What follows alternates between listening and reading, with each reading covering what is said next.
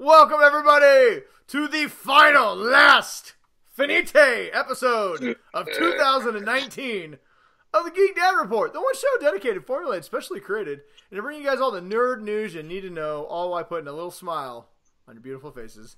I am Brian, the Jedi with the mostest. And I'm Ryan, and I will break you. Wow, that's really aggressive. I just finally got around to watching that. That is real aggressive for a Christmas-ish episode. I'll break you. Would you say you watched Creed 2? I gotta watch it. I haven't watched that yet. Is it good? That's why I haven't watched it. Everybody's like, Creed 1 was freaking amazing. And everybody I talked to about Creed 2 is like, it's alright. It's a thing. Yeah.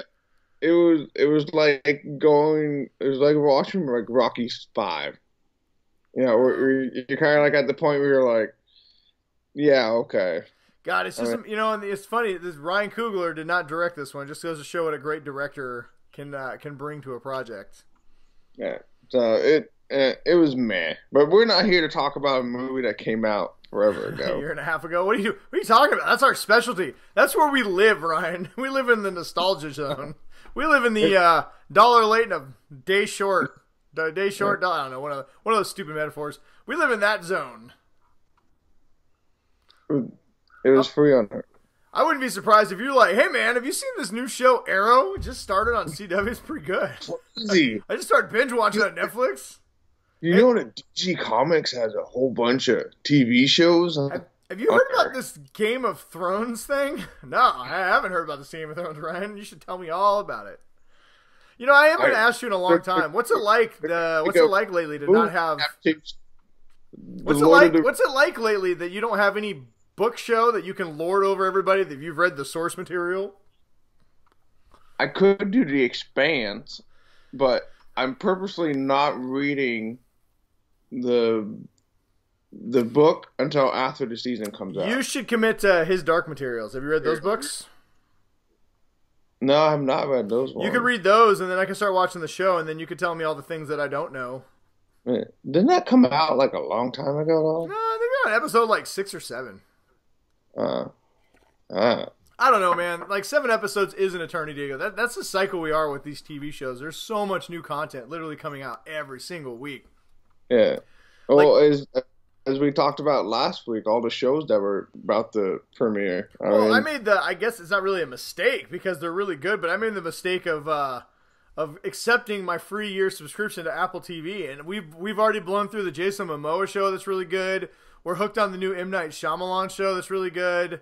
And now we're like, ooh, what else is on Apple TV? Let's watch something. It's pretty... Yeah.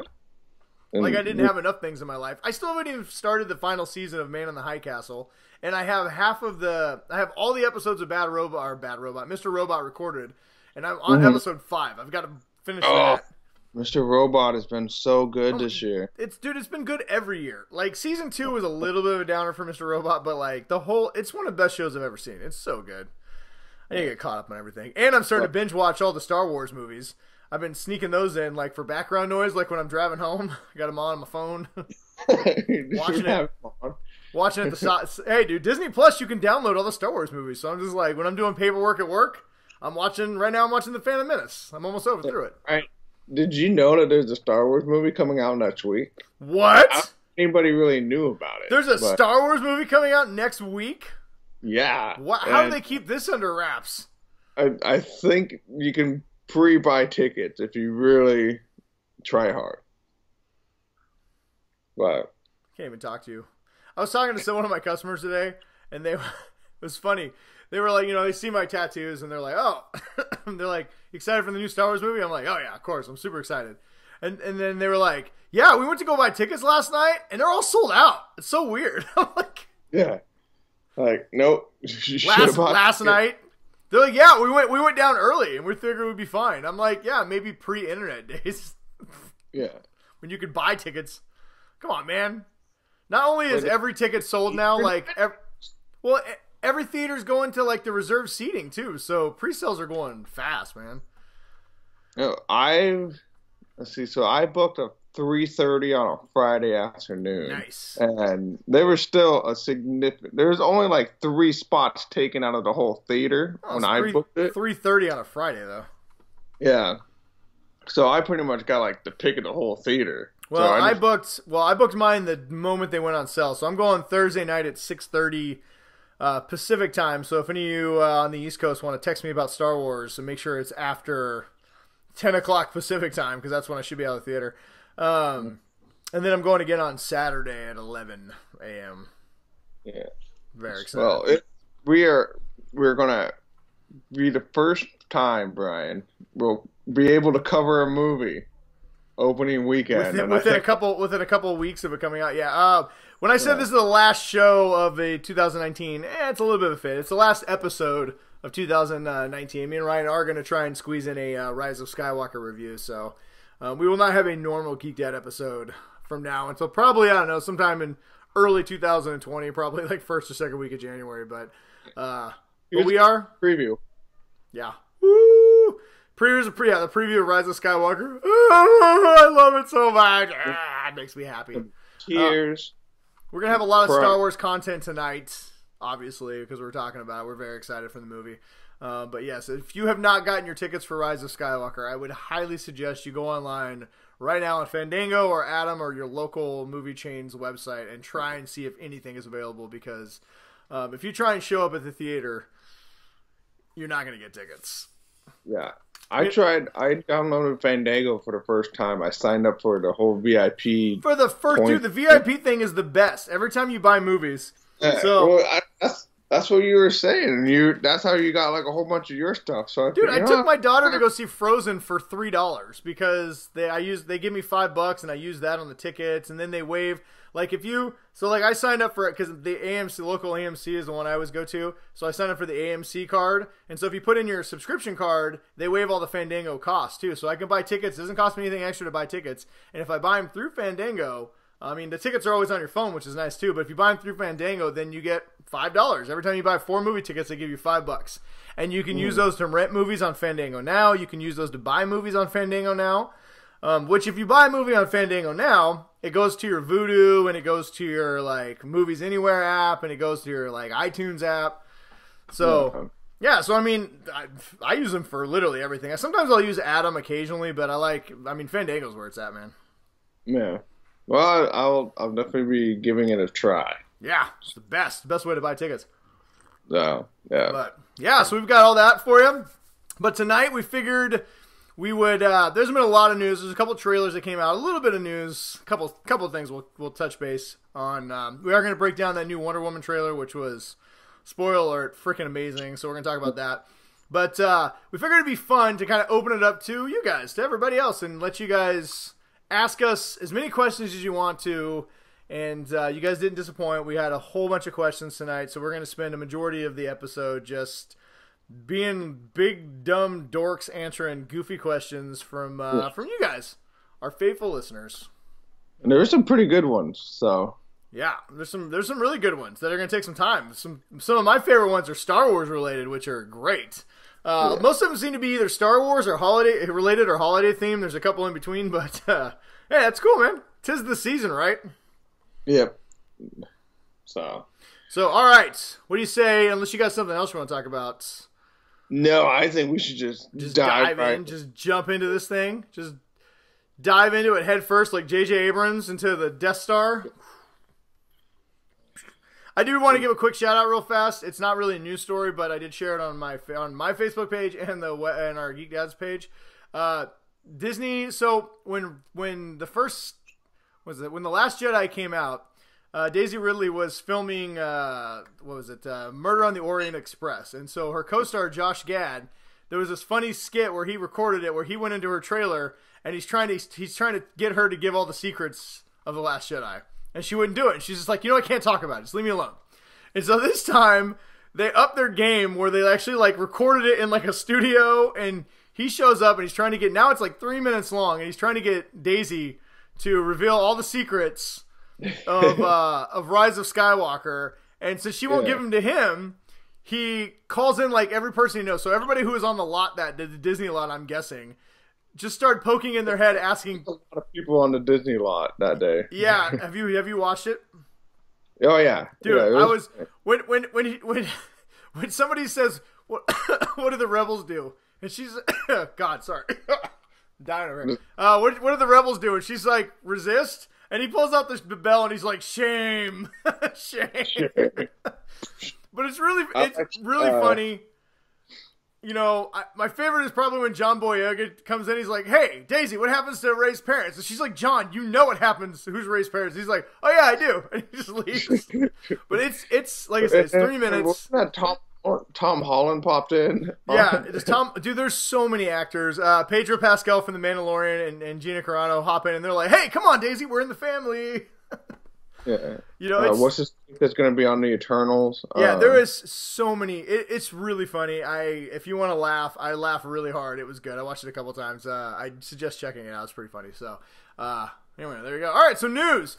Unfortunately, we have some sad news this week, and as always, we like to get the sad news out of the way to start. The nerd world, especially the Trekkie world, lost a beloved actor this week. Let me get his name here. I can never pronounce his name properly. His last name is hard. Yeah, no. It's the actor who played Odo on Deep Space Nine, Rene Auberjonois. I'm gonna say that's what it is. Probably not. Good. But like I said, he played Otto, the shape-shifting sheriff, basically, of Deep Space Nine station. He was really good in the show. I mean, he's been in a lot of other things. If you don't know who he is, if you see a picture, you'd be like, he's kind of one of those that guys who are like, oh yeah, I've seen that guy in this movie and that guy in this movie. And he's always been a really great actor. Yeah, character really stuff. Deep Space Nine, he was probably one of my favorite characters. Yeah, I mean, it's sad to see him go. And reading about, like his film history, it's like, the guy's been in a lot. He was in MASH. Yeah, he was in a lot of things. Like I said, good character actor. If I had to guess, he probably was classically trained.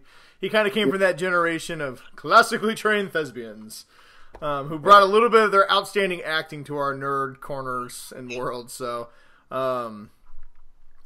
79, lived a full life, but gone entirely too soon. So, as we always say on the show, may the force be with you. Good journeys.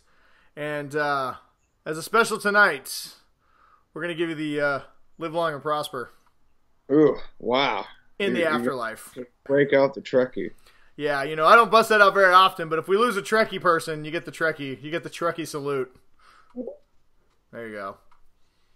Remember. All right, moving on. Yeah, I've seen them. I've seen the Star Trek movies. I'm not just a one-trick pony kind of guy. I also like Star Trek. I mean, nowhere near Star Wars, but, whatever. Yeah. All right, so what do you want to talk about? Do we want to just knock out the quick news real quick and we'll do the trailer breakdowns? Sure, do it. All right. Okay, so the first bit of news we got is Marvel TV. Marvel proper is officially shutting down the Marvel TV series. Big surprise. Division. They said, F you to all the Netflix stuff. Yeah, if you are confused, like, wait a minute, aren't they making stuff for Disney Plus? Yes, they are. They are not going to stop making TV shows. Just so Marvel, if anybody's not aware, Marvel had its own TV division, so it was separate from the film division. It made stuff like Ryan mentioned, like the Netflix things. Daredevil was one of the high points. Agents of S.H.I.E.L.D. one of the high points. They also made Cloak and Dagger, which a lot of people really enjoyed. Unfortunately, they also made, we liked it, but they also made Iron Fist and a lot of other bad shows. And the Marvel TV shows just never quite got the, they were all supposed to be connected, but they never really were. Even Agents of S.H.I.E.L.D., probably the most connected, still felt like it was in its own universe. Punisher was kind of like its own thing, pretty much. Yeah, that was the problem. Runaways, all these shows were kind of just their own thing, and they never even connected with their own universe very well.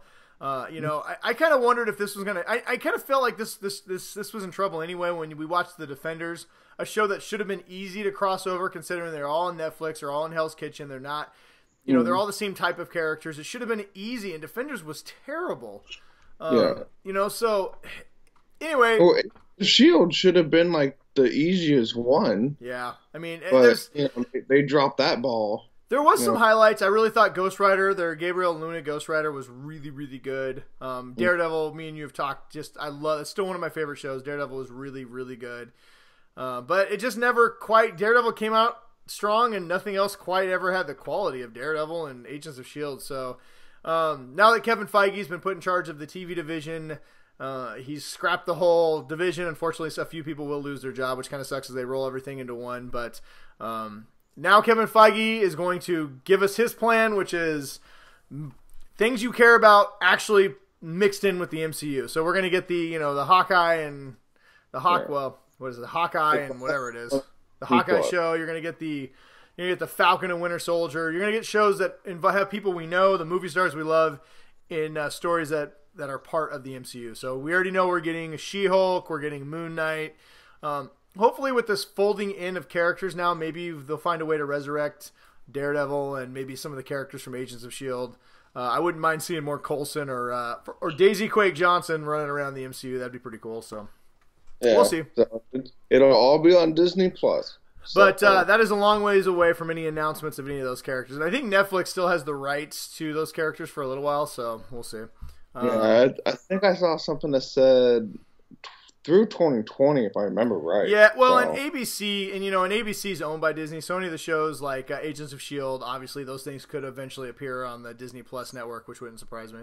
So we'll see what happens. But as of now, if you like any show like Runaways or anything else, just basically consider them all canceled because nothing is getting another season after whatever they're currently airing. But Agents of S.H.I.E.L.D. I think wraps up here this summer, so we get one more season of that show, which is cool.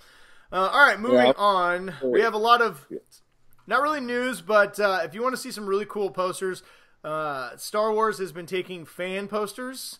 You could submit your own reimagining, and people have been submitting a lot of cool fan posters, and so they've been posting them. I've been trying to share a lot of them. There's some really cool ones in there, so check it out if you like art and you like Star Wars. Two things I'm awesome on.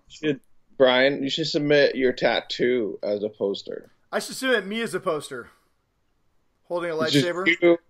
With just no shirt, or just like a sleeveless shirt. Oh, like no shirt. Should I have my wife like grease me up a little bit, like so I'm glistening? Yeah. Oh, I'm gonna recreate the Kylo Ren from Last Jedi, where I have the waist up to my nipples. Mm-hmm. Yeah, that's gonna be hot. I think they would definitely make a poster out of that. Star Wars, Disney. Let me know if that's what you want. I'll submit that free of charge because that's the kind of guy I am. I'll collect my 1% royalties. All I ask is you let me hold Baby Yoda just one time, just once. Baby Yoda. All right, let's see. I know we're going to be talking about a lot of trailers, but one trailer we're not going to be talking about is the new Grudge trailer. They released a Red Band trailer that I watched like 5 seconds of and was like, nope, hell no. I'm not even going to acknowledge it. Yeah, it is a hard R, blood and guts soaked remake of the... I don't know, do you call it a remake of the original? I mean, okay, so there was I think is it Korean or I don't know, maybe a Japanese movie called The Grudge that was remade in America with Sarah Michelle Gellar back in like 2002 or something. PG-13, pretty creepy. Kind of came out at the same time as The Ring did. But, it was PG-13 and never, a lot of fans of the original weren't thrilled with the fact that it was really lacking gore. Well, apparently they're going to be thrilled with this one because it has, like in the trailer, someone's getting their head sawed off. Ugh. Anyway, whatever. If you're into horror, gross movies, The Grudge coming out January 3rd. Enjoy that. That'd be a great Christmas movie. All right, Bioshock. If you're a fan of those games, which I am because they're all pretty good. Bioshock 2, not as good as the first one, but Bioshock, was it Infinite? Was amazing. Absolutely amazing. So I've not played any of those games. Really? Yeah. Listen, Bioshock 1 may not hold up now graphics-wise, but I'm telling you, the Bioshock games are one of the best series of games I've ever played. Like story games. They're great combat, but the stories are incredible. Like I said, the first one's really good. The second one finds a way to expand the first story's twist a little bit in a way it's cool, but it never quite lived up to the first game. Well, what the third game did is they actually came up with a whole new story that found a way to tie into the Aftershock universe or the Bioshock universe without just being a direct sequel. And it was probably the best. I don't know if it's the best one. The first game is really good, but it's all underwater or something, right? Yeah, it's about a person who. So the first game is about you wake up, you kind of have amnesia, you're not really sure what's going on, but you're in this underwater utopia. So this crazy developer inventor guy decided that he was going to create his own perfect society, and get away from everybody. So he developed it underwater so he could be away from mankind. While everyone destroyed themselves, he would have his perfect utopia. Well, as you quickly find out, that all goes sideways. And what's really cool about the game is it's one of those games that tells you a story, but the environment tells its own story. So as you play the game, you're learning more and more about what actually happened by going through the environment and exploring it and figuring out what's going on. Oh, okay. So, and it took, I think I played probably 15 or 20 hours. So it's not like this 100 hours. It's not like a Fallout, like 100-hour. Okay. It's not going to be like I'm going to sit there and I'm going to take me 6 months to find time to put it down. Yeah, exactly. So, I mean, I don't know if they've done any where they've redone the graphics and re-released them at all. But if they have, I would highly suggest anybody who hasn't played Bioshock, just play it. It is, Bioshock 1 and 2 are really good. I would recommend starting from the beginning though, because Infinite, I think might be my favorite one, and it's you can play it fresh without having played the other games and still have a fun experience, but having played the other ones, it just makes the game that much better. Okay.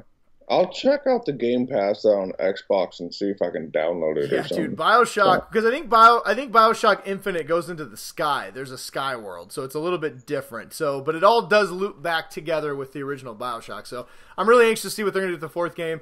We have a few years. I don't think it's coming out till 2022 or 21. So games take forever to develop, but I'm guessing this will probably be on the new consoles, the new Sony and new PlayStation and new Xbox when it comes out, but something to look forward to. All right, what else we got here? Let's see. Disney apparently is we'll talk about that in a second. Sabrina, we got our first little teaser trailer for. It was a quick teaser for Sabrina season 3 on Netflix. That's coming out January 24th. So if you're a fan of the reimagining of Sabrina, like I am, that's something to look forward to. Some reason not to cancel your Netflix subscription quite yet. You gotten through the first 2 seasons? Yes, I love Sabrina. Yeah. It's pretty good. I mean, it's got a little CW in it, but it's not. I don't know. I think it's really good. I'm a big. It's way darker than a CW show. I think it's a really good show. I didn't think season 2 was quite as good as season 1, but I'm excited for season 3. Let's see. Something else that's getting redone is Honey, I Shrunk the Kids. Apparently, is the original director Joe Johnston, who also did Captain America, the first Avenger.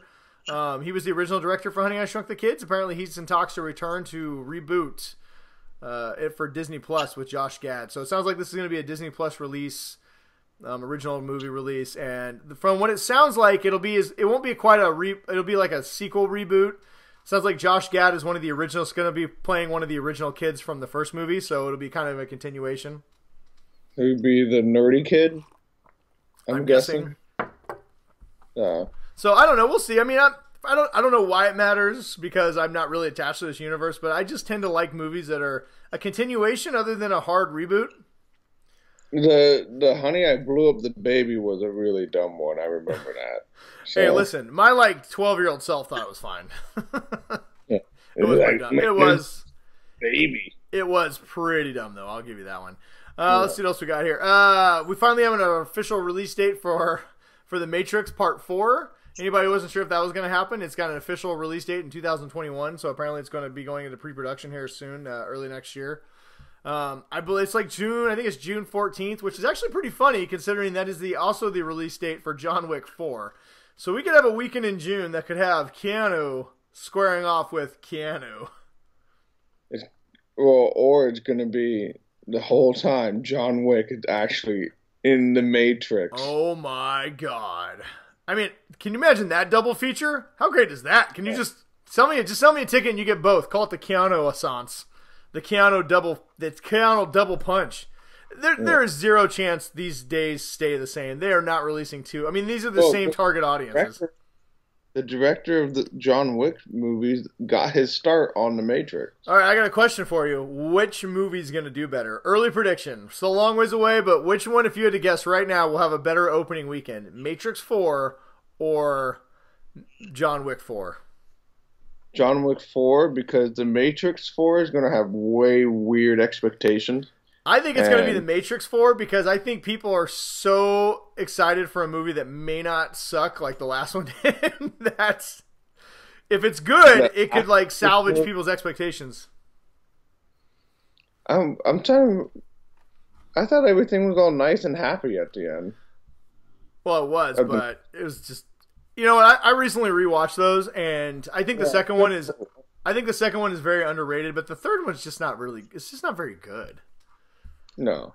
And definitely, they could not capture what they had started now. And you know me, I'm pretty kind to everything, right? I'm not a harsh critic by any means, and I just was like, we give a lot of stuff the benefit of a doubt, and even when it comes to like our nostalgia glasses, we're very lenient on. Well, people talk about like they want things to die and never be. I'm like, come on, it's whatever. It's not that bad. Let it go. And be like Elson, let it go. Who cares? Go watch the original if you're really that upset.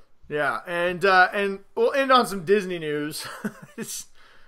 I mean, hey, Disney has made $10 billion this year. It broke its own box office. It broke its own box office record to hit $10 billion. I believe Disney has broken its record each year for the last like 3 years. Now, keep in mind, it has made $10 billion in like box office gross. This doesn't mean pure profit, but they've made $10 billion in box office, and they haven't even released Star Wars yet. Yeah, and they didn't even count any of the new Fox movies from all the Fox stuff that they acquired. Well, to be fair, I think the Fox movies all lost money this year, so I don't think that's why they counted any of them.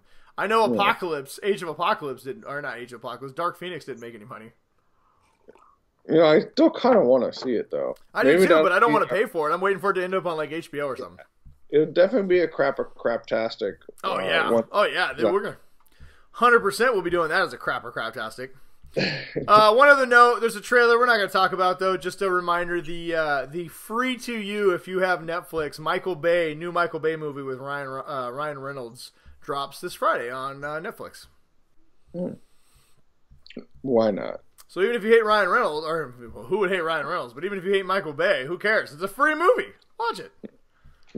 It kind of looks like Fast and Furious meets Robin Hood. And I mean, it would definitely be worth at least one viewing. Guaranteed it's at least 2.5 hours, and 45 minutes of that will be in slow motion, at least. Yeah.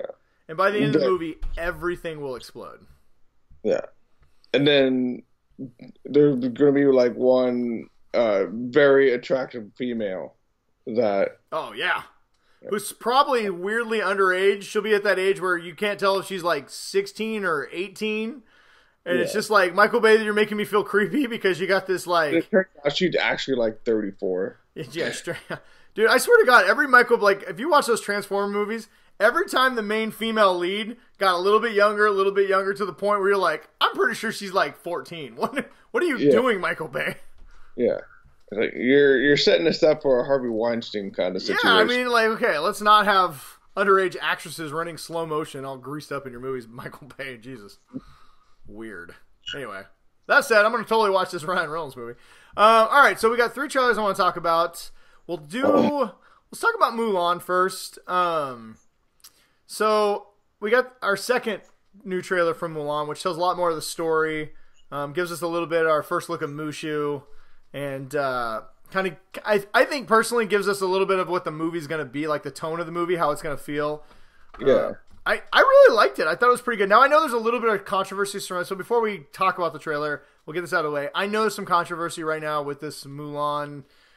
Not so much the movie, but the main actress apparently spoke out in favor of the Hong Kong, or in favor of the Chinese police being general dicks to the Hong Kong protesters. So, and I've seen some people say that they're not going to watch this because of it. And you know what? That's your right. I don't know enough about anything to really make an opinion. We're just going to talk about the trailer and the movie. I mean, I know what's going on over there, and I think everybody should have the right to peacefully assemble and protest, but I do not pretend to be an expert on the Hong Kong situation right now, so I'm going to just not talk about it. Yeah, I think that, like you said, people should just make their own decisions, but maybe not like, be so judgy. Well, here's my thing. If you if this personally to you this is where you want to take a stand and say, okay, I don't agree with this, you always have the right to do that. I've heard people say I don't support this actor or director or actress in the past. I know people who won't go see a Tom Cruise movie because they think Tom Cruise is a lunatic, which, hey, you know what? I'm not going to tell you any differently. You have to do, at the end of the day, everybody has to do what they feel is best for them and for what they believe in. So, but like I said, we're going to talk about the trailer since that's what we do here. But I thought the trailer looked really good. My girls are pretty excited to see it. It very much has a Crouching Tiger, Hidden Dragon feel to it, where that's what I was thinking.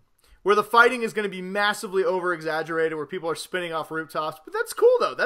I really like that kind of wire work fighting style movies. I think they're fun. I want to see how they do the scene with the fireworks in the snow. Like going down that mountain and stuff like that. Yeah, because you know what's weird is they're really taking a realistic. Actually, of all the new Disney movies, like the live reimagining, it's the first one that really looks like if you didn't know Mulan was a movie, you'd be like, oh, this looks like an actual movie, right? It looks like they film in the mountains and they film on because I recently watched Dumbo and you can tell that entire thing was filmed in front of a green screen. Aladdin, kind of the same thing. Was it Agrabah? Agrabah's a fun town, but looks completely made up the entire time. So, this one looks like it has real sets and they shot on real locations. It looks really nice. I mean, it's one of the few like Disney movies. Oh, I guess you can't really. I guess it's a princess movie. Yeah, but one of the few ones that I watched it by myself. Yeah, I really liked it as a kid. It didn't have a ton of songs, but some of the songs it had were really, really good. Yeah. And, and Mulan's a badass. It was great to see her at the end, beat the evil, I don't know, Genghis Khan wannabe. I'm not sure. What was it, the Huns, I think, is the villains in this. But the movie, a couple of things I did like about the movie outside of the fact that it looks like it's going to be a lot of wire work fighting, like extreme cool fighting. They definitely have magic in this. Looks like a new character. There's a sorceress who's with the Huns. I don't know if the Huns are going to be the official villains in this. It might be kind of like non-disclosed. They'll work them in there somewhere. They have to. Yeah.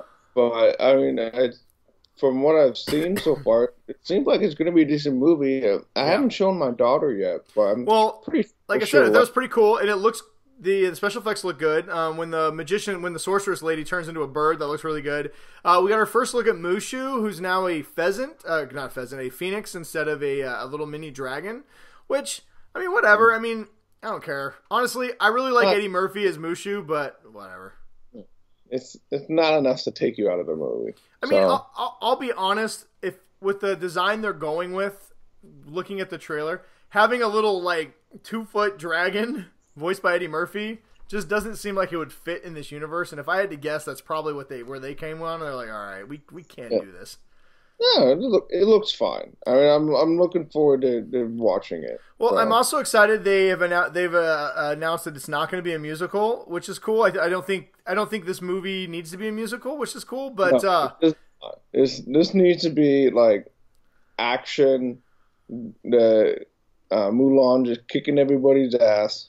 And that's all the movie really needs to be. It needs to be like an action pack. It needs to be an action packed movie at the end when at the end of the movie everybody in the theater is excited, and especially all the little girls, they can stand up and be like, yeah, woo.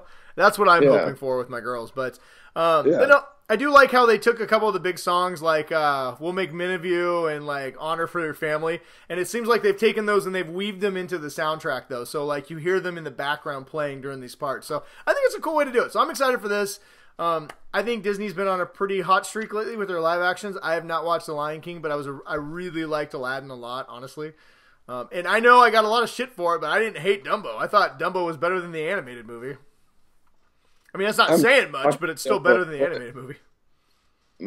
I keep trying to get my family to watch the new Aladdin movie, and nobody wants to watch it. So I guess I'm just going to have to watch it by myself. Honestly, I watched it by myself because my kids had seen it about 30 times, and I really enjoyed it. My wife made fun of me the entire time, but I didn't care because I had my noise-canceling headphones on, and I was belting out, "A whole new world, a brand new place I want to be." Yeah. Crystal clear. Yeah, exactly, right? Yeah. I think that's one of Riff the raff, street rat, I don't buy that. Ooh, yeah.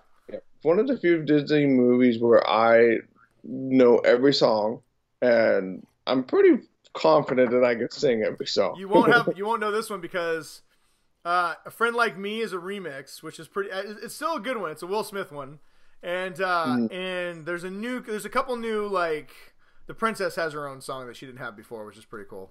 Okay. So it's a good movie. I really liked it. Now it helps that Aladdin is my absolute favorite Disney movie. But what I really like about the remake of Aladdin is it doesn't try and be the cartoon. Like it's just it's a different movie. Yes, it hits a lot of the same plot points, but it's really enjoyable. It hits that perfect mix, in my opinion, of hey, this is that thing that you love, but it's not a beat for beat remake, so you can be like, oh, I really like this one too. It's kind of something different. I think the one thing though is that I've heard that the guy that plays Aladdin had not been able to get any auditions or something. I know, we didn't talk about this last week. That's kind of, he's leaning to believe like, hey, it's kind of messed up. Like, I made $1 billion movie and I'm still having a hard time getting auditions. It's not, people can try and say whatever they want to, but the reality is it definitely seems like people of color have a harder time getting roles than, white guy A and white guy B. I don't pretend to know because I'm not in the biz, but it does seem pretty fucked up. He's really good in Aladdin. I would watch him in any other movie. I thought he was great. I hopefully he'll get a bunch of other roles. I know they're going to do an Aladdin too.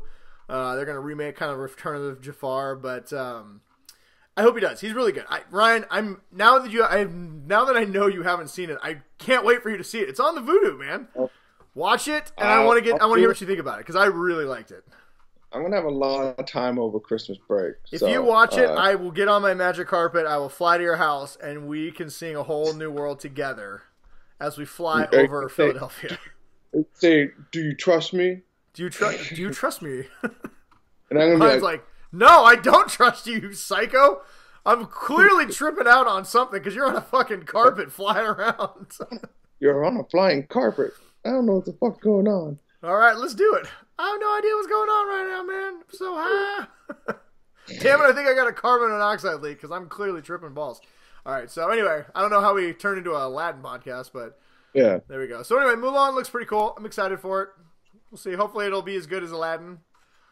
All right, next up, you want to talk about... Okay, we got 2 left. You want to talk about...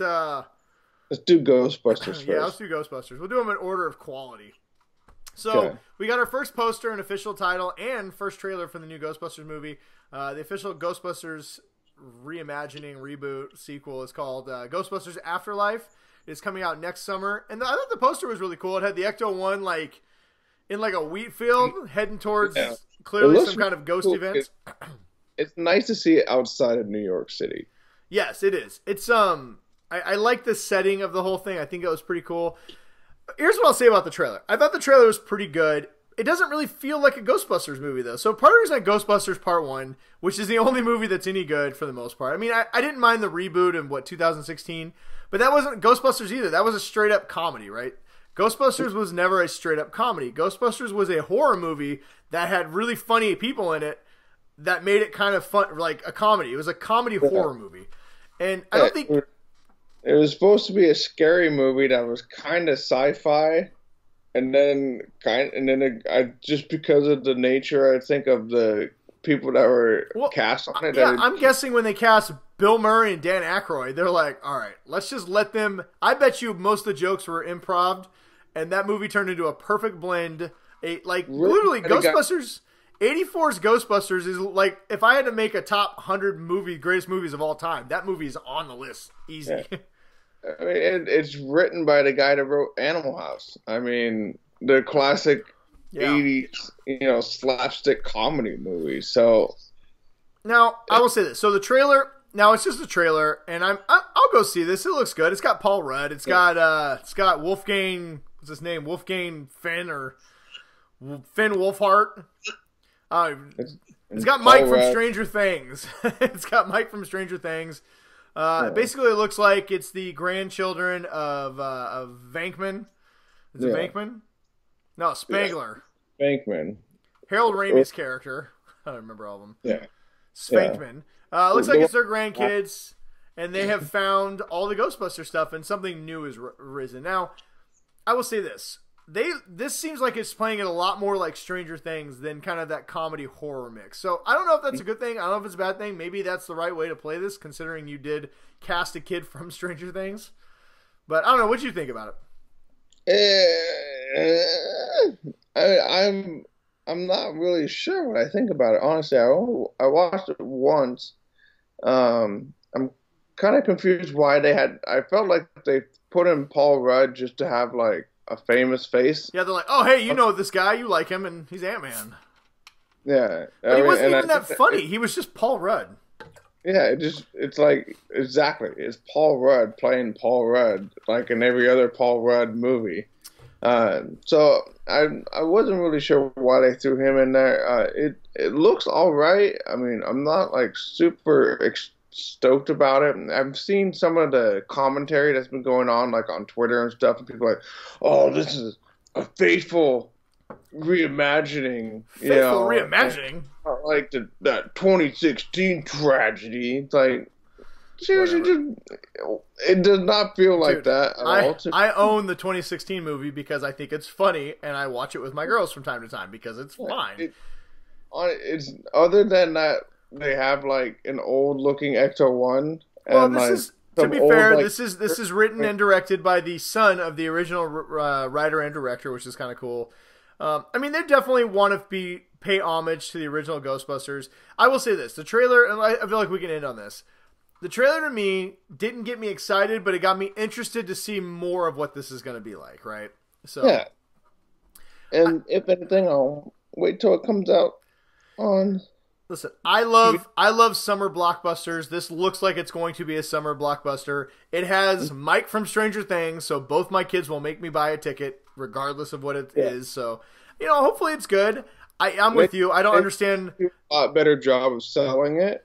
There is It seems like a lot of people are just kind of like. Oh yeah, there's a lot of people who are just happy it's not this 2016 and it's the greatest trailer I've ever seen. Come on, man, get out of here with that. It was fine. But if you want to talk about an exciting trailer, like something that got me literally like, holy shit, I'm excited for this movie.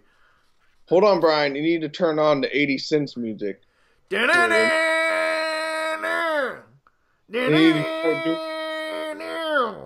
Dude, okay, I just want to say one thing. There was a lot of strutting, like slow motion strutting in this movie. That girl should slow motion strut because Gail got it going on. Gail Gadot got it going on. That's all I'm saying. She is a fierce woman. She can lasso me anytime she wants to. That's all I'm saying. Yeah. And, but anyway, Wonder Woman, we're talking about the new Wonder Woman 1984 trailer. We finally got our first footage, and it did not disappoint. It was freaking amazing. Like Ryan said, Gail does a lot of Wonder Woman. Diana does a lot of strutting around in various different costumes. She has her classic Wonder Woman, but it's real spiced up, so it's kind of like the reds are super red. The blues are real blue. It looks very much like Superman's colors from the 80s, which is kind of cool.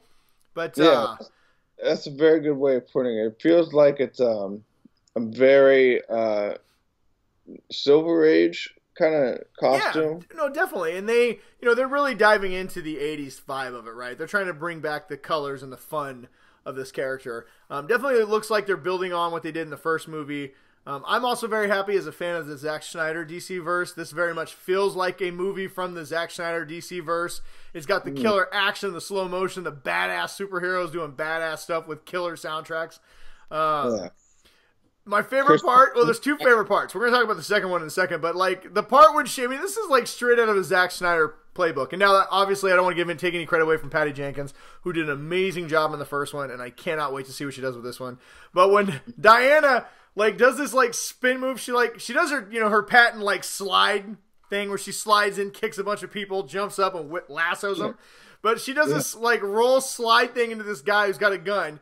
She cocks back the gun so the bullet flies up, and then she uses her bracelet to hit the bullet into the guy. It's arcing just the right way. It is freaking incredible. And then, then they cut to the fun 80s of it all. There's a few action sequences in the mall. Pedro Pascal looks ridiculous wearing his V-neck 70s shirt. He's playing Lord. I think was it Max Lord, who's got psychic powers. We saw Kristen Wiig, but we didn't see her as Cheetah. So we'll see what she actually looks like as Cheetah in this. Talking to Diana, but not like in costume or anything. Yeah, we didn't get a lot of the main plot or the villains. What we did get a lot of is just seeing Diana in action, being a total badass, like you said, strutting around.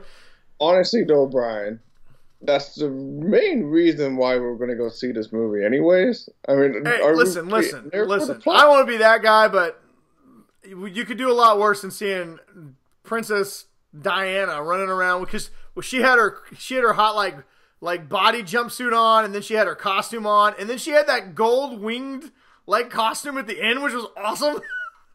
Yeah. And I don't really honestly care what the plot is. I just want to see the movie. Yeah, I mean, this trailer showed a lot of Steve Trevor. Clearly, he's back. He is somehow the Steve Trevor from the 40s, because she's trying to get him adjusted to like the times and what's going on. I liked how he's wearing a fanny pack. That's pretty funny. She's trying to explain to him what everything is. I did appreciate the fanny pack. I did think it was pretty funny. I showed the trailer to my daughters, and I showed 1984. My youngest, she goes, "Oh, it's in the really old times." I'm like, I'm really getting sick and tired of my kids saying anything from the 80s is old and like ancient, essentially. But honestly, hands down though, my favorite thing in this trailer, and I don't know if I've ever seen anything cooler, and this is coming from a guy who's seen a lot of cool things in my life. Wonder Woman uses her lasso to Tarzan through the sky, whipping lightning. So she lassos lightning, and then she swings to another lightning, and then she lassos it, and she's swinging through the sky on her father's thunderbolts. Hands down, the coolest thing I've ever seen. Yeah. So at least watch the trailer for that. And if you want to watch Gale strut around in some killer outfits, I would highly recommend that. And Jeff, even though I know that Jeff did not watch any of the trailer, he did send it to me, and he said he tried not to watch it, he didn't want to ruin anything. But listen, let's just say the marketing team of Aquaman knew what they were doing when they put Jason Momoa in like tight leather pants and no shirt for the entire trailer. Mm-hmm. Yeah. They didn't quite give that treatment to Gale, but Wonder Woman would be looking good, real good, and she's badass. I'm really excited for this. Yeah, it looks like it's going to be a fun movie. Like we said, though, we have no idea what the plot or anything seems like it's going to be. We do not care. That's how you know you have a good director giving us a movie that you care about. When you don't even care what the plot is, you're just like, ooh, that looks great. I want to go. Yeah, and I'm going to take my kids. Yes, I'm taking my kids. It's going to be awesome. And then I got to talk my wife into buying a Wonder Woman outfit. Oh, yeah. For Halloween. For yourself, or? I mean, for Halloween. Whatever, this got weird. All right, moving on. That is all the news we got. So we're going to, we got a bunch of questions. We asked you guys for some great questions to end the year on a fun high note. So I think we're going to do that now. Is that what we're doing? You got anything else? Anything else you want to add to our news section before we dive into From the Faithful 15? No, I think we're pretty good on that. So every Wednesday, I put up a post and do a quick little blurb and give you guys the opportunity to leave whatever question you want to hear it answered. This week, I found a really good picture of Kurt Russell doing his. Have you watched that movie yet?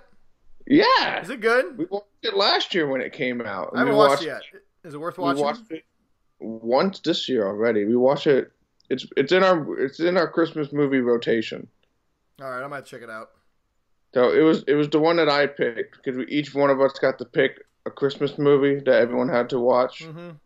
And my daughter picked Christmas Vacation, so I didn't have to pick that one. So this was my pick. I think we're gonna watch Christmas Vacation this weekend, probably Friday. You know what's funny is one of the questions I expected that we get every year that we didn't get this year was rank your favorite Christmas movies. All right, mm-hmm. But this will be a bonus question. I'll ask you real quick before we dive into all our other questions. What is your favorite Christmas movie? You have one movie you can watch on Christmas Eve. Hands down, Christmas Vacation because it was something that my dad would turn on, and we watched that together. And I don't know, it's just that was just always a special movie to watch with my dad growing up as a kid. So yeah, I'm gonna cheat. I got two. So I have one kind of my favorite Christmas movie that's not a Christmas movie is probably Gremlins. I watch it almost every year. It's one of my favorite movies. But I consider it a Christmas movie. But honestly, I'm gonna go nostalgia. My favorite Christmas movie, and I love National Lampoon's Christmas Vacation, but is It's a Wonderful Life with Jimmy Stewart. oh, the old school. Yeah, I like it in black and white. I don't want to see it in color. I don't like the remastered versions. I like it black and white. I know it's a little bit long, but I don't know. Every time that movie's on, I watch it. I don't know if I've ever sat and watched it all the way through in one sitting. I usually kind of watch it in pieces, but it's just such a, I don't know. The ending is just so the movie is so much about life is short. Appreciate and care about the people that you're with, and it's a great one to have on in the background. It is while you're doing stuff and setting up and all that. Well, so many other Christmas movies. I mean, they're fun, but a lot of it, so much about presents and Santa and all this other stuff. I like for me, that's what I like. Is I like the idea of somebody who just doesn't feel they're worth anything, and then realizing how much people care about them and how good it is just to be around friends and family and people who love you. So yeah, I'll say my second movie is the Mickey Mouse Christmas Carol. That is a massively underrated movie, and it's on Disney Plus. So. Woohoo! Yeah. We'll be watching that. All right, let's get to these questions because we got a bunch of them. And first of all, I'd like to thank everybody who did give us a question. We got a bunch of newer people and a lot of the old classics gave us some good stuff. I got a whole bunch from this Holly West. I don't know who she is, but like I said, she's commented before and she sounds pretty hot. I'm pretty sure that if you wanted to, you could have intimate relations with her. Oh my god! So first up, we're going to go with the first one on the list. We have Jeff, good old Faithful 15 Jeff. Yeah. He said, let's say, this is a controversial one for Brian. He said, let's say another big movie opens up the same day as the new Star Wars. You can only go to the theater and see one. Which movie would make you skip seeing Star Wars in the theater? Brian, first, let's just say, is there even a movie that would make you skip Star Wars? There is no movie that would make me skip Star Wars. Literally, Star Wars is the most excited I get about a movie, period. If someone said I canceled Christmas, I'd be like, that sucks. If someone's like, I canceled Star Wars, I'd probably just rage. I don't know what I'd do. I would cry, and I'd probably need therapy and counseling and rehab. I don't know. So I try to think about this honestly. Okay, if there was a movie, what would it be that could make me skip Star Wars? I came up with a couple. One, it'd have to be another Star Wars movie. Star Wars movie. So Episode 9, if there was Episode 9 or they released Skywalker, where it was just a movie about Luke Skywalker doing cool stuff after Return of the Jedi, or Shadows of the Empire, if they made if they redid the book into a movie, I might skip Episode 9, but probably not because I want to know how it all wraps up. As far as anything else, there is no normal movie. I mean, my second favorite property is probably Harry Potter, and even if they said a new Harry Potter movie, I don't think I would skip it. It's Star Wars. It's fucking Star Wars. Yeah. There's a reason why my whole arm is covered in Star Wars tattoos. That's a very good point. I mean, Star Wars is a beast unto itself, and even Harry Potter would be up there for me. Maybe doing a new The Hobbit or something. I mean, I was really excited I was super excited for Avengers, but would I cancel Star Wars for Avengers? No way. It's freaking Star Wars. I would say maybe if it was a new... All right, Willow 2. I might skip Star Wars for Willow Part 2. Okay, that's a good one. I still wouldn't, but it'd be a good one. I mean, if it was like a new Lord of the Rings. See, the thing is, like for me, I'm not as crazy into Star Wars as you. My Yeah. son, on the other hand, is like he's right up there at that level. To me, Star Wars is go to something else that wasn't Star Wars, my son would just be beside himself. Here's my thing. Maybe a killer new Superman movie I would think a lot about skipping for. I love Superman, but to me it's just Star Wars is an event. Like Star Wars created movie events. Like there was no movie events before Star Wars, and it's just everybody in America will be talking about Star Wars all next week. Everybody. From next week till Christmas. All until 2020 starts. Dude, people are going to be talking about Rise of Skywalker for the next decade. And it's going to be one of those, there's a few things in pop culture, there's a few things in life. Game of Thrones, this is what made Game of Thrones cool, is that you could just be like, you walk up to any stranger and be like, hey, you caught up on Thrones? And I bet you could talk about Game of Thrones. Star Wars is kind of the same way. I know it's fallen a little bit out of favor. A lot of people didn't like The Last Jedi, and some people, just hate Disney in general. But, like, Baby Yoda is literally trending every day on Twitter. Like, that's true. Star Wars has a way of, much like the Force, like, enveloping us, penetrating us. It's all around us. It binds us. I mean, like, Star Wars is just is an amazing exploration of something fun and exciting. It takes you to a time of just pure adventure and excitement. Like Star Wars is dumb a lot of times. It's real stupid. They do things. I'm watching the Phantom Menace right now. I'm just like, wow, this whole movie is real convenient. You just happen to land on a planet. You happen to find the chosen one, who just happen to have a pod racer. It's like, what is this? But it doesn't matter because it's straight up like King Arthur and the Knights of the Round Table. It's just pure adventure, pure Greek, tragedy, pure hero's journey. It's just fun. It's just fun.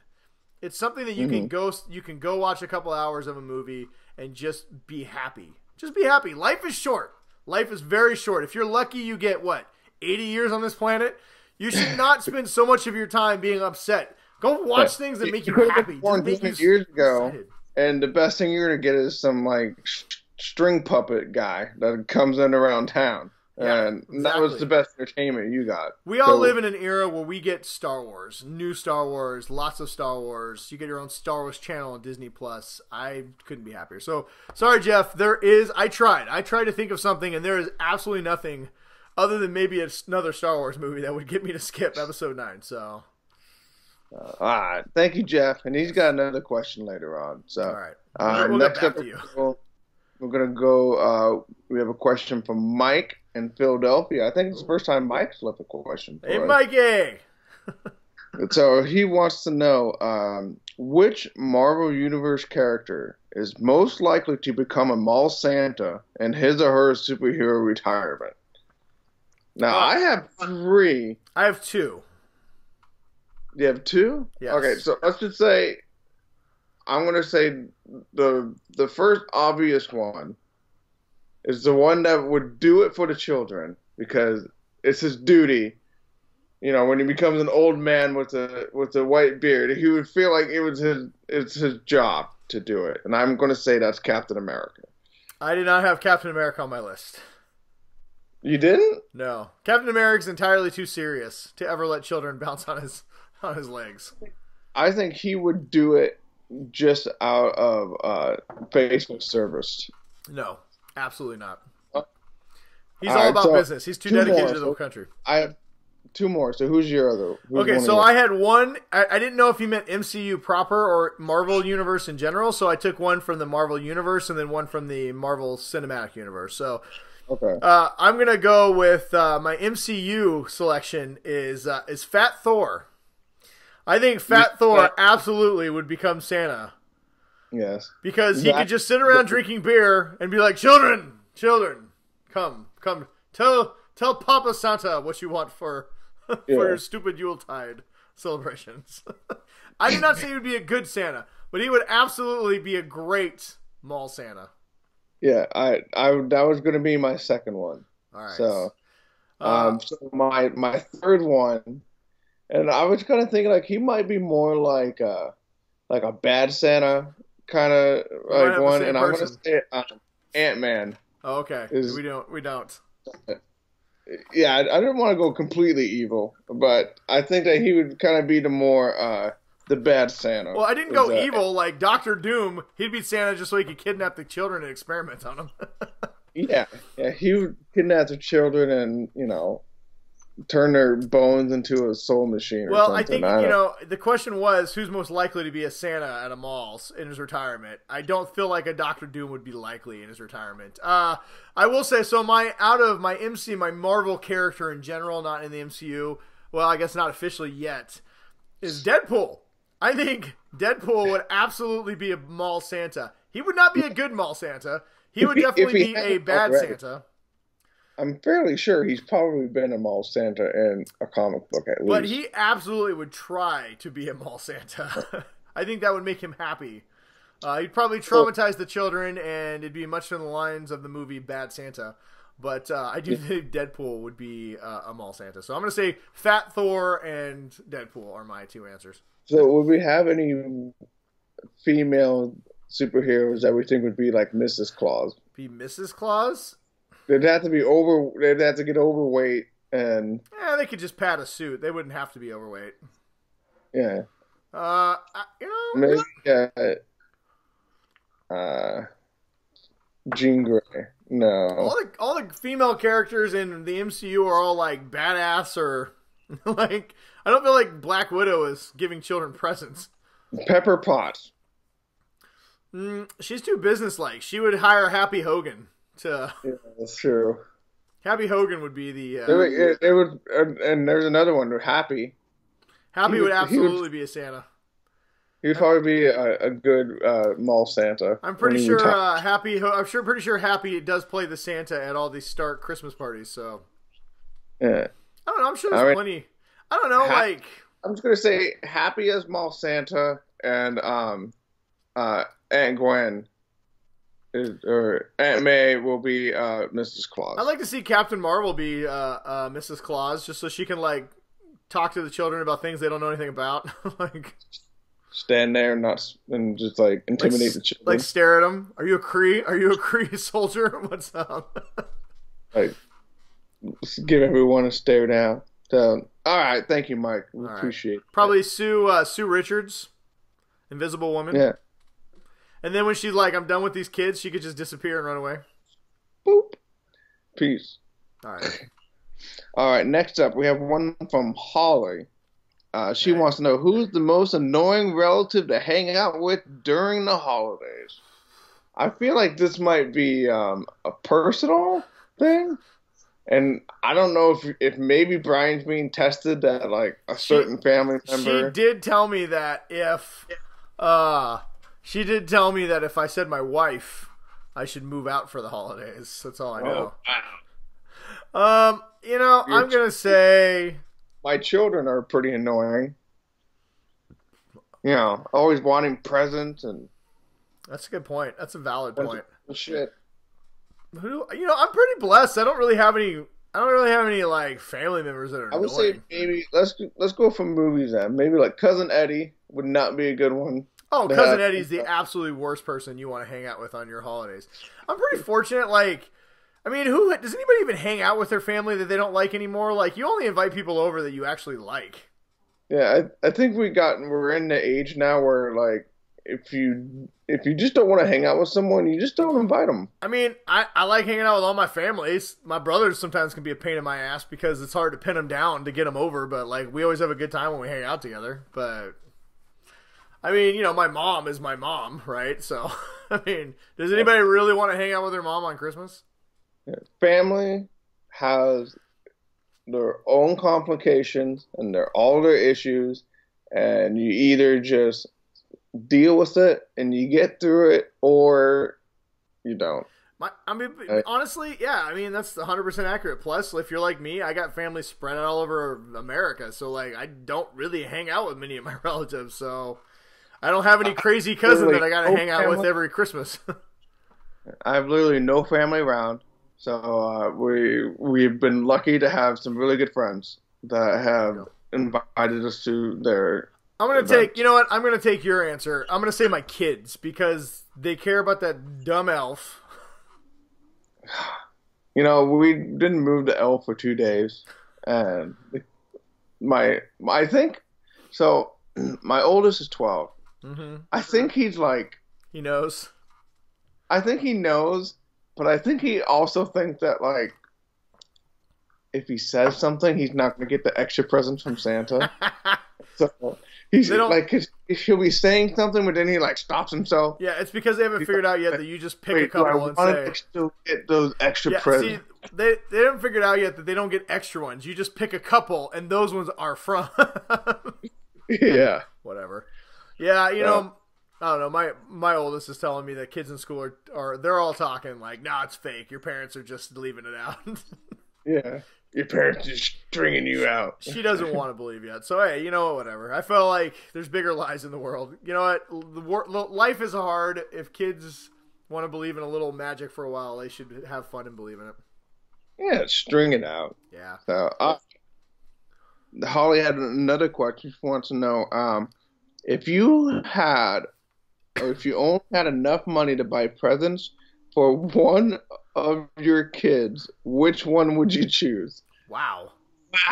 This is like straight up mom like shaming, I think. Well, first of all, she said presents. So if I have enough money to buy one child multiple presents, I have enough money to buy at least each child one present. But okay, in the spirit of the question, Holly, person who I said sounded hot, now just sounds like a big jerk. I'd probably buy my youngest because the younger ones have asked for cheaper things. Yeah. When they get old, they want new iPads and computers and TVs and bikes and iPhones. When they're young, they're like, "Ooh, can I just get some Anna and Elsa action figures?" Mm-hmm. I'm just gonna go with my oldest, my son, because I could play with a lot of those presents that he likes now. So, because he wants like Xbox games and like paintball gun. I just like buying presents for my wife because this year she's gonna get a new big screen TV and a new surround sound and new Xbox. No, so that sounds great. Well, I have 2 girl children, so I can't buy them things that I'll play with. Yeah. For the most part. I mean, they do like Star Wars Lego sets, so I might steal those. We'll see.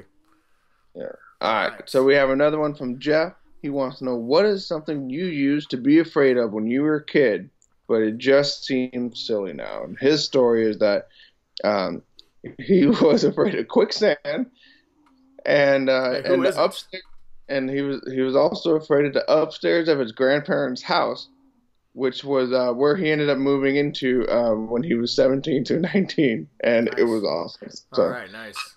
So what did you have anything that you used to be afraid of when you were a kid, and now when you look back on it, you're like, oh yeah, one big one. Was it? Well, I know one was the Bible. Probably. Well, that's too real. That's like a horror movie. This is a ridiculous one that you look back on and you're just like, oh my god. I feel idiotic even saying it. Pool sharks. Pool sharks? Pool sharks. I was terrified. I watched Jaws when I was 10. I've talked about it many times on the show. Scared me to death. When you're have an overactive imagination, you think of some weird shit. And somehow I got in my brain that because sharks didn't have bones because they had like cartilage, they could squeeze into the pipes and fit their way into a pool. So, I could never go underwater and hold my breath because I thought if I closed my eyes, it would come out and it would get me. Pool sharks. Oh, I will say I kind of had the same thing when because we were going to Columbia River. And there was a lot of like seaweed and stuff, and so I'd be like swimming and like a seaweed would like touch the side of my leg, and I was like, at least that's a river. I look back now and I'm like, there's a shark that's gonna come and if get my me. child came to me and said they're afraid of pool sharks, I'd just be like, that is the dumbest thing I've ever heard of. Get in the water. Oh God! This is days before the internet. You couldn't just look up something. You couldn't just Google, can sharks go in pools? Dude, I have to say, sharks in the river are like that was my thing. That's a real thing. Like in Mississippi, man, that's what a lot of Jaws is based on. This bull shark swimming up the Mississippi eating people. Don't like it. Don't ever go to Mississippi. But that was my like sharks, like any like. Yeah, dude. I could just be swimming anywhere and something like unknown would touch my leg, and I think I'm gonna get eaten by a shark. Jaws ruined so many people. We are not alone in that one. All right. Well, thank you, Jeff. That's a great question. All right. Next up, we have a final one from Holly. She wants to know, how old were you when you found out Santa was not real? I still believe. I'm a true believer. I know. Wait a minute. You're saying Santa's not real? What? I don't know. What kind of bullshit is this? Breaking news. What the hell? Yeah, I still get presents from Santa every year. Yeah, I asked Santa for a for real Chewbacca. Man, 2 feet tall. I get stuff. Pretty sure I'm gonna get it. Every year I get my stocking is fully stuffed. So that's what she I'm still a believer, Holly. I don't know what's going on in that household. I'm a believer. I have an inside source telling me that I'm going to be getting some pretty cool Star Wars stuff for Christmas from Santa this year.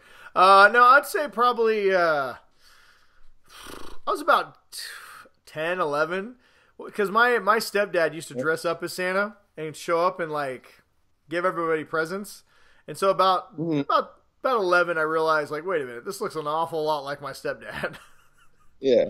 I think I was like, I want to say around 12, like 11, 12, sometime in that age. Because I remember I was just told everything at once.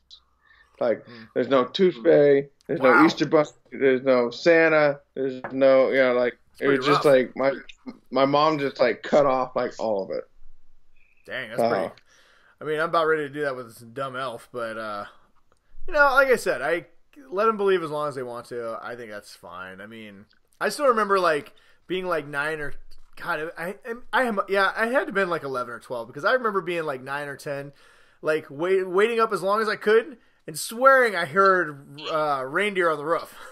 Yeah, or like my parents are like super tired in the morning because my brother and I would be trying to stay up super late.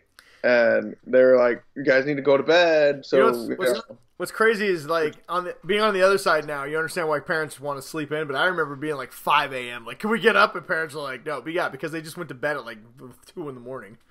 Yeah, we had to set up all you guys' crap. All right. So Brian, do you guys leave out milk and cookies, or do you guys leave out something different? No, we usually do milk and cookies. When I was growing up, we left out potato chips and beer. That was what we were told Santa wanted. Nice, I like it. All right, so I have one more question, and this one from Tony in Philadelphia, the Philadelphia people. Hey, Tony, what's up? What's happening? It's Antonio. Tony and Mike, yeah. This one I'm going to let you answer because you are the Star Wars person. Aficionado. So I've been trying to explain a lot of stuff to him, and so now he's very concerned because he's just coming to the realization that Boba and Jango Fett are not real Mandalorians.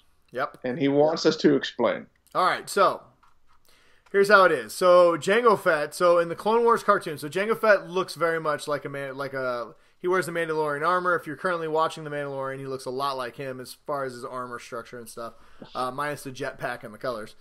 And obviously, Boba Fett looks exactly like Jango Fett because, in fact, Boba Fett is a clone of Jango Fett. So he is, in fact, Jango Fett.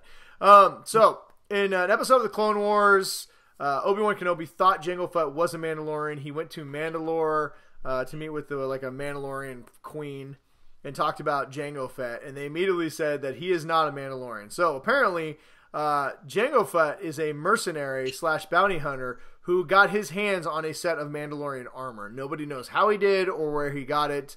Apparently, the comic books or books have not fleshed that out yet. But he knew how cool it was. He knew that people would fear him if he wore it because the Mandalorians are a fierce race of people, and they have pretty sweet, badass armor. So he stole a set of Mandalorian armor. Boba Fett actually wears Jango Fett's armor. He just reconditioned it for himself. So when his father was beheaded by Mace Windu, he took his armor and became, kind of took the mantle of Fetts and became another bounty hunter / mercenary and wore the armor. Is their armor made out of Beskar? Beskar, I don't know if their armor is made out of Beskar. It looks kind of shiny. Jango Fett's looks kind of shiny. I would guess that some of it is made out of Beskar. Mandalorians did make a lot of their armor out of Beskar, but Beskar was really, it's really valuable. So even Mandalorians, all their armor wasn't made out of Beskar, but a lot of it was. And so I would guess, if I had to guess, a Mandalorian, I would guess that Boba Fett's armor is partially made out of Beskar. Now, as far as we know, he did die in Return of the Jedi. That could obviously easily be retconned. There's rumor that he may appear in The Mandalorian. But we don't know yet. And honestly, if you're watching The Mandalorian, we've found out recently that you do not have to be born a Mandalorian to be, in fact, become a Mandalorian now. So, I don't know. Maybe this is the new Jango. Maybe this is the new Boba Fett sect of the Mandalorian religion. So, I don't know. But he is not a pure-blooded Mandalorian. He has only adopted the armor just so people would fear him because of the reputation of Mandalorians. Yeah. All right. And their armor is pretty sweet. Yeah, it is pretty sweet armor. So, Tony, I hope that answered everything that you needed. Brian, did you have any more questions for me? I did. I got a question. Let me find it here. I got a question from Faithful 15 member Vice Admiral David. Not a real Vice Admiral, but an Vice Admiral in our hearts. Let's see, where'd he go? All right, here it is. My mom left a comment that says, "We do a great show." Not really a question, but thanks, Mom. All right, David. David wants us... Whew. All right, we'll have to try to make this fast, though, because we could literally spend an entire episode on this question alone. Rank all the Star Wars movies, including where you think Rise of Skywalker will fall within that ranking. So I was thinking about this because I could break down every movie and all the pros and cons. So what I want to do, instead of rank... So he didn't specifically say how to rank them. So I would like us to rank them. We'll put out our rankings of our favorite movies, from favorite to least favorite. So maybe not best quality. So, I mean, come on. There's a general consensus that Empire Strikes Back is the best Star Wars movie. That's the easy first one. That is the easy first one. I mean, these are pretty easy for me. I know there's some, most people will rank the originals and then they'll put the new ones and then they'll put the prequels at the bottom. That is not my order. So I started thinking about, what is my favorite movies? If you're going to pop them in, what movie would you pop in the first and then all the way down to the least? So I'll go first. I thought a lot about this. I think the movie that I've watched the most and my initial go-to of I want to watch a Star Wars movie was the first thing that comes to my mind. So number one for me, my most favorite Star Wars movie, most watchable Star Wars movie is Return of the Jedi. It's the movie that I saw first. It's the movie that made me a Star Wars fan. It's got Ewoks. I don't care. Ride or die for the Ewoks. Han Solo, Harrison Ford is just Harrison Forded up in this movie.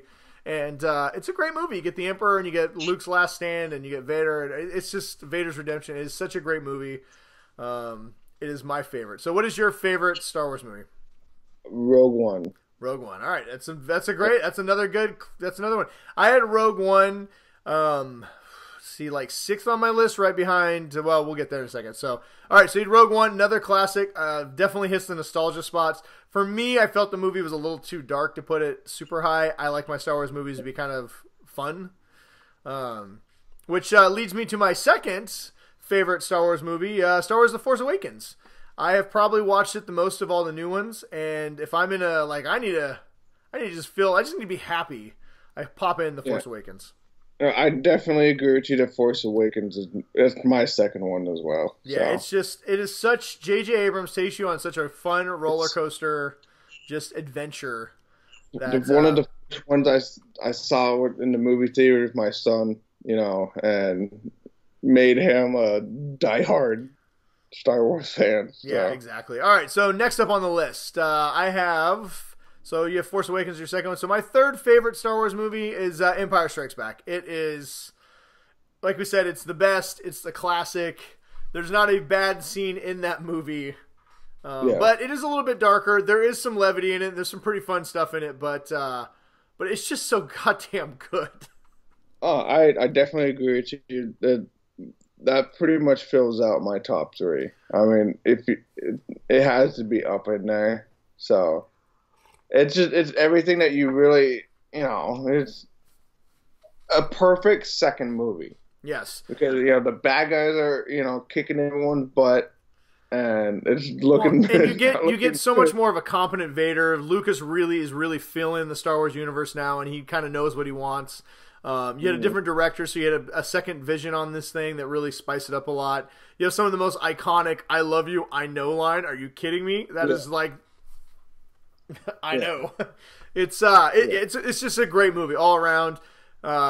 We got Lando Calrissian, the smoothest gangster in the galaxy, in it. I mean, it is a great movie. Like I said, there's not a scene in that movie that is wasted. We got Yoda, Space Wizard Yoda. He's a puppet. Never once at any point do you ever think of him as a puppet. Not once, which is incredible. 1980. Come on.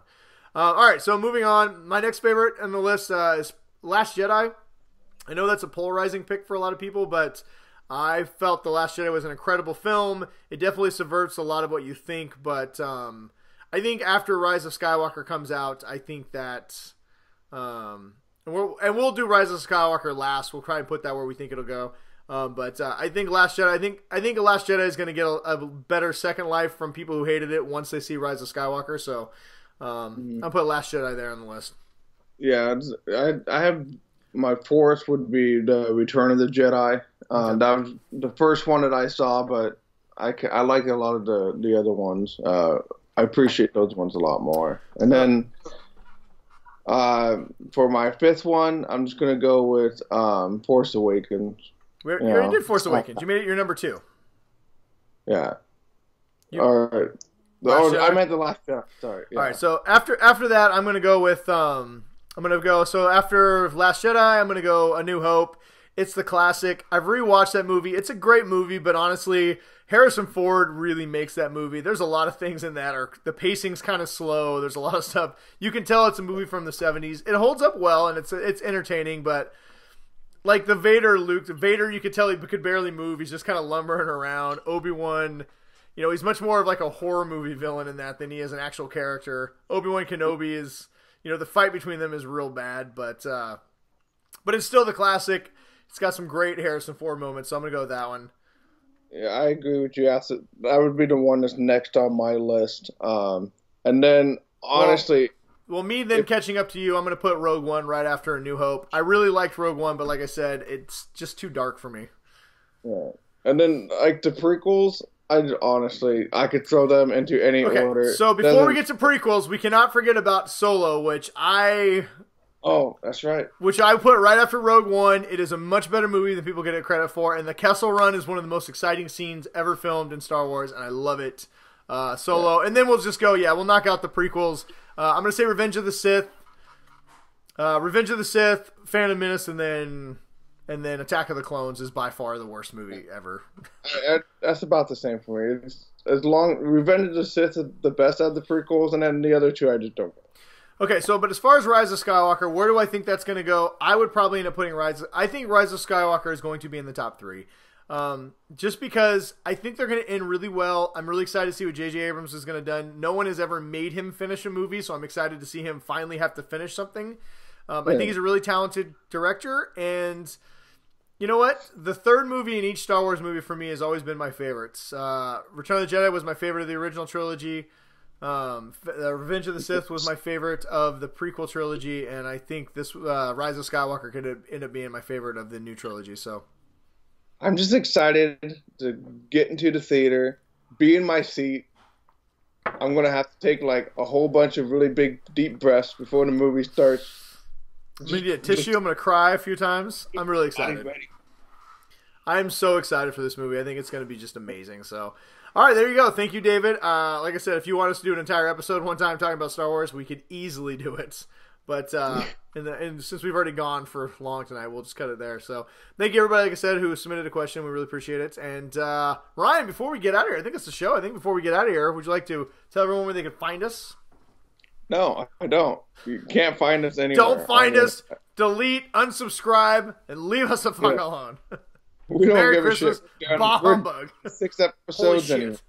So, no, you can find us on YouTube at the Geek Dad Report and Twitter at the Geek Dad Report. Where Brian is BrianWest53 and I'm Big Boozer. We're on Facebook at the Geek Dad Report, and you can find us on iTunes. So make sure you like, subscribe, leave a heart, a retweet, a reply, a comment, all of the things, and then talk to your friends and tell them about us and tell them that they should subscribe to us and get some more conversation going at your water cooler.